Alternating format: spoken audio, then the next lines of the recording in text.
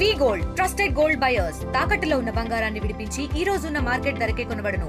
మరిన్ని వివరాలకు సంప్రదించండి 77107720.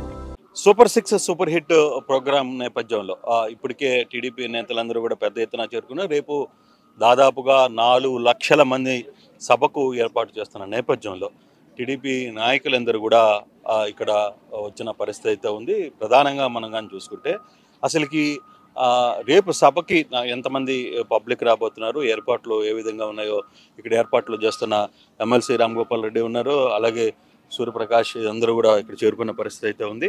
సార్, ఎలా చూస్తున్నారు? ఇప్పుడు రేపు మీ టార్గెట్ 4 లక్షల మంది, అంటే కడపలో జరిగిన సభను దాటి ఈ సభను సక్సెస్ చేయాలని ప్లాన్ చేస్తున్నారా?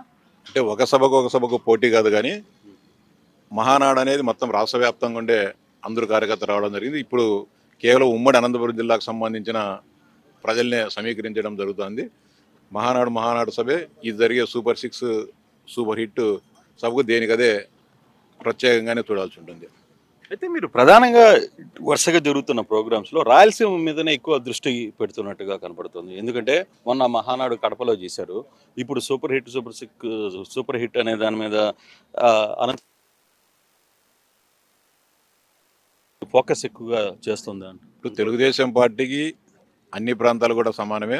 విశాఖపట్నంలో యోగాంధ్ర కార్యక్రమాన్ని చేయడం జరిగింది. అంటే 3 ప్రాంతాల్లో కూడా అన్ని కార్యక్రమాలు జరిగాయి. మళ్ళీ అంటే మొదటగా దీన్ని చిన్న కార్యక్రమంగా చేయాలని ఫస్ట్ అనుకొని అనంతపురం అని చెప్పి చేయడం జరిగింది. తర్వాత నాయకుల నుంచి కార్యకర్తల నుంచి కూడా దీన్ని పెద్దగా జరుపుదామని చెప్పి సూచనలు సలహాలు పార్టీ అధిష్టానం దృష్టికి రావడంతో దీన్ని పెద్ద ఎత్తున జరపాలని చెప్పి నిర్ణయించి జన సమీకరణ మొత్తం కేవలం ఉమ్మడి అనంతపురం జిల్లా నుంచే చేయడం జరుగుతుంది. 3 నుంచి 5 లక్షల వరకు వస్తారని చెప్పి మేము అంచనా వేస్తున్నాం. కానీ అంటే సరైన వాహనాలు కూడా దొరకని పరిస్థితి ఉంది. అంటే అటు కర్ణాటక ప్రాంతం నుంచి కూడా కొన్ని వాహనాలను, అంటే బార్డర్లో ఉండే రాయదుర్గం కానీ, కళ్యాణ్ దుర్గం కానీ, మడకశిర, పెనుగొండ ప్రాంతాలకు సంబంధించిన వాళ్ళంతా కర్ణాటక ప్రాంతం నుంచి కూడా వాహనాలను తీసుకొని రావడం జరుగుతుంది. రేపు మధ్యాహ్నం 1 గంట నుంచి సభ ప్రారంభమై 5 గంటలకల్లా ముగియడం జరుగుతుంది.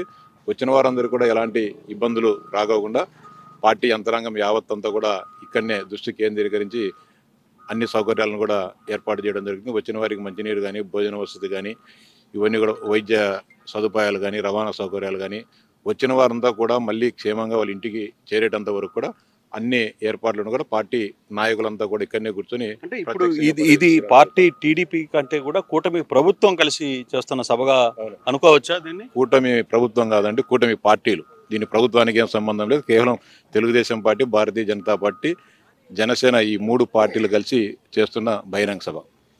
దీనికి ప్రధాన అట్రాక్షన్ ఎవరు అంటే ఏం చెప్తారు? ప్రధాన అట్రాక్షన్ చంద్రబాబు నాయుడు గారే. కూటమి ముఖ్య నేతకి రాష్ట్ర ముఖ్యమంత్రిగా చంద్రబాబు నాయుడు గారే ప్రధాన ప్రసంగం ఉంటుంది. అంతేకాకుండా జనసేన పార్టీ అధ్యక్షులు ఉప ముఖ్యమంత్రి గారు పవన్ కళ్యాణ్ గారు, అదేవిధంగా జాతీయ ప్రధాన కార్యదర్శి యువగలం రథసారథి లోకేష్ బాబు గారు, భారతీయ జనతా పార్టీ రాష్ట్ర అధ్యక్షులు మాధవ్ గారు పాల్గొని సభను ఉద్దేశించి ప్రజలందరికీ సందేశం ఇవ్వడం జరుగుతుంది. ప్రకాష్, ఇప్పుడు ప్రధానంగా మనం చూసుకుంటే ఇప్పుడు రాయలసీమ ఇందాక చెప్తే మాకు అన్ని ప్రాంతాలు ఒకటే అని చెప్పి మీ నాయకులు చెప్తున్నారు. బట్ మీ ఫోకస్ పర్టికులర్గా రాయలసీమ మీద జరగడానికి ప్రత్యేకమైన కారణం ఏంటి? సార్, మీరు మీ ఇంటర్వ్యూలు అన్ని నేను ఫాలో అవుతా, ప్రత్యక్షంగానో పరోక్షంగానో అంతర్లీనంగానో జగన్మోహన్ రెడ్డి మీద ఏదో ప్రేమతో మాట్లాడేటుంటుంది. ఆయన్ను టార్గెట్ చేసి రాయలసీమ మీద మేము ఫోకస్ చేస్తామా? 2024 ఎన్నికలు 11 సీట్లు వచ్చినాయి. మేము ప్రజలకు ఏం చేస్తున్నాం? ఈ కరువు సీమలో కియా కార్ల పంట పండించిన పార్టీ మాది. ఈ కరువు సీమలో కృష్ణమ్మ జలాలతో ఈ కరువు సీమ గొంతు తడిపిన పార్టీ మాది. ఈ గడ్డ వేదికగా మేము ఏం చేశామో చెప్తున్నాం సగర్వంగా. ఈ గడ్డకు మేము ఏం చేశామని, రాష్ట్రానికి ఏం చేశామని. ఒక ప్రోగ్రాం తీసుకున్నాడు జగన్ రెడ్డి ఈ మధ్య, బాబు షూరిటీ మోసం గ్యారంటీలో ఏదో అన్నింటిలో పోతాం, ఈయన మోసం చెప్తామన్నాడు. ఎన్నింటికి పోయినారా వీళ్ళ?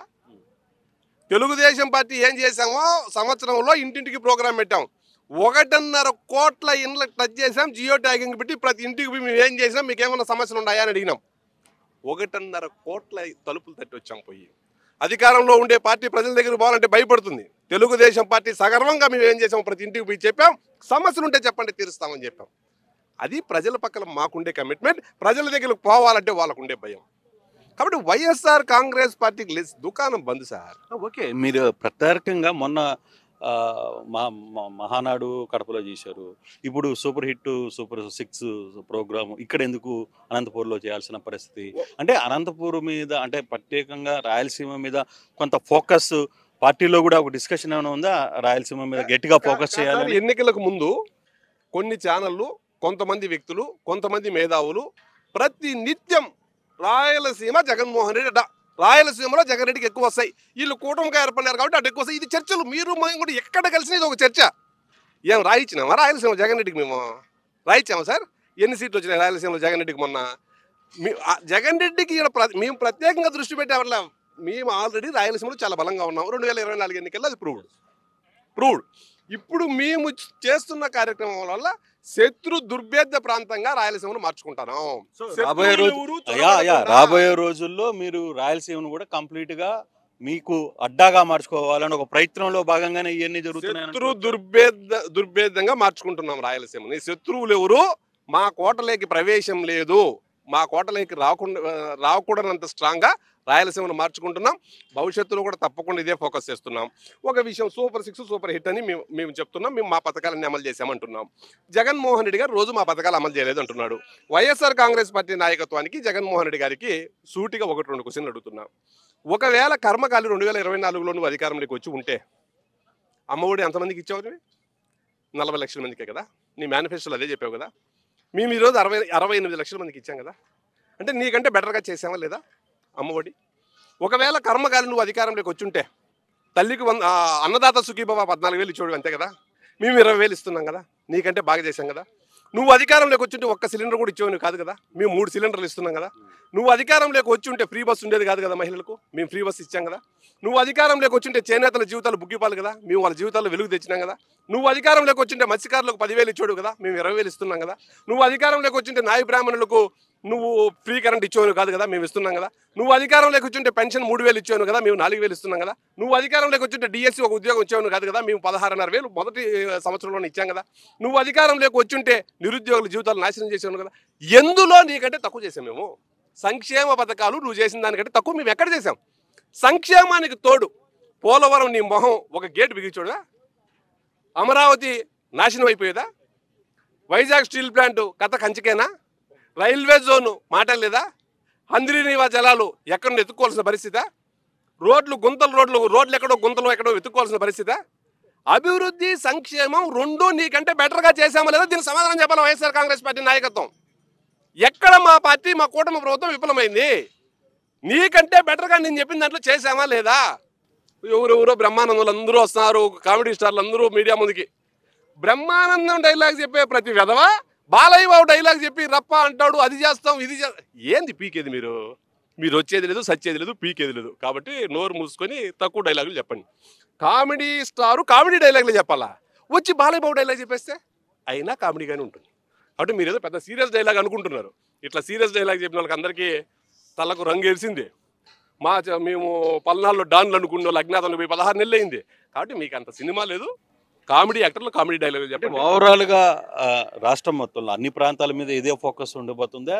లేకపోతే కొన్ని మీ పాకెట్లు ఇప్పుడు నువ్వు అన్నావు ఈ ప్రాంతాన్ని మేము శత్రు దుర్భేద్యమైన ప్రాంతంగా మేము మార్చుకోబోతున్నామని, అలాగే ఇతర ప్రాంతాలని ఏంటి వాటి మీద మీకు ఏమైనా స్పెషల్ ఫోకస్ ఏమైనా కనపడుతుందా? 2024 ఎన్నికల్లో రాయలసీమ ప్రాంతంలో మాకు వైఎస్ఆర్ కాంగ్రెస్ పార్టీకి తేడా 6.5%, 7% వచ్చింది. ద రిమైనింగ్ రాష్ట్రం అంతా 20% దాటింది.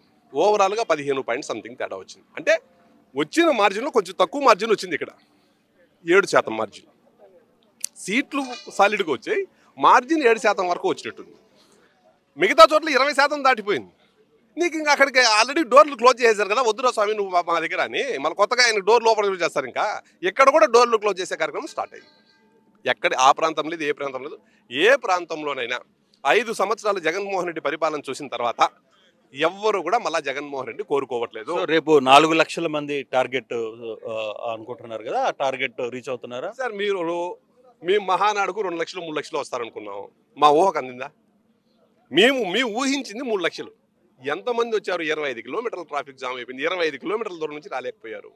ఇక్కడ మేము అనుకోవడం 4 లక్షలు 5 లక్షలు కాదు కదా. ప్రజల్లో స్పందన, మహిళలు సార్ స్వచ్ఛందంగా వాళ్ళు రేపు చూడండి పరిస్థితి ఎలా ఉంటుందో. కాబట్టి నడుచుకొని వస్తున్నారు 10 కిలోమీటర్లు 15 కిలోమీటర్లైనా సభ మా ఇంట్లో సభ, మా అన్న వస్తున్నాడు, మా అన్న మాకు మేలు చేశాడు, మా అన్నను చూసి రావాలని మహిళలు 10 కిలోమీటర్లను నడిచి వస్తామయ్యా అంటున్నారు ఎక్కడికి పోయినా మా నాయకులు పోతా ఉంటే. కాబట్టి ఇది ఊహకు అందదు. వాళ్ళకి ఏమి ఇబ్బంది లేకుండా చేసి పంపించాలని ఆ ఏర్పాట్లు 100% ఏ ఇబ్బంది లేకుండా, వచ్చిన వాళ్ళకి ఏ ఇబ్బంది లేకుండా వాళ్ళని మళ్ళీ తిరిగి వాళ్ళ స్వస్థలాలకు చేర్చే బాధ్యత పార్టీ. ఇది ఓవరాల్గా అయితే ఇక్కడ ఉన్న నాయకులు అయితే చాలా గట్టిగా 4 లక్షల మంది మించి వచ్చే పరిస్థితి అయితే ఉంది. వచ్చిన వాళ్ళకి జాగ్రత్తగా ఏర్పాట్లు చేయడం కోసం మేము అన్ని రకాల ఏర్పాట్లు పరిస్థితులన్నీ కూడా చక్కదిద్దుతున్నామని చెప్పి స్థానిక నేతలు చెప్తున్న పరిస్థితి. ఫోటో స్టూడియో తెలుగులో న్యూస్ కి ఫాస్టెస్ట్ యాప్ ఇప్పుడు టోటల్లీ న్యూ అవతార్లో జస్ట్ 5 సెకండ్స్ లో కంప్లీట్ న్యూస్, సోషల్ మీడియాల ట్రెండ్స్ కి one stop solution, live TV app, voice search option తో ఇప్పుడే డౌన్లోడ్ చేయండి లేదా అప్డేట్ అయిపోండి. యాప్ లింక్ డిస్క్రిప్షన్ లో ఉంది.